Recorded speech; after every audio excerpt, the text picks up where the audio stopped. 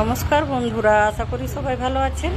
আমি 12ই জুন যে নয়নতারা গাছগুলির ডাল কাটিং করেছিলাম, সেইগুলো দেখুন কত সুন্দরভাবে ব্রাঞ্চেস বেরিয়েছে। আপনাদের বলেছিলাম যে যখন ব্রাঞ্চেস বেরোবে কি ফুল ফুটবে তখন আপনাদের দেখাবো। এই দেখুন, একটি ডাল কেটেছিলাম, তার মধ্যে 4-5টি করে আলাদা শাখা বেরিয়েছে এবং কুড়িও এসেছে, ফুলও ফুটছে। এটা 22শে জুনের আপডেট। দেখুন 10 দিনের মধ্যে কত শাখা বেরিয়ে গেছে আর গাছ ঝোপলাও হয়ে গেছে।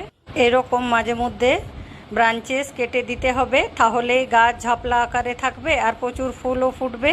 নয়নতারা গাছের বিশেষ যত্নের দরকার পড়ে না ঠিকই, তবুও একটু যত্ন করলে ভালো হয় গাছ। আর সময় মতো ডাল কাটিং করলে গাছ ঝোপলা থাকে আর টবের গাছ দেখতে সুন্দর লাগে।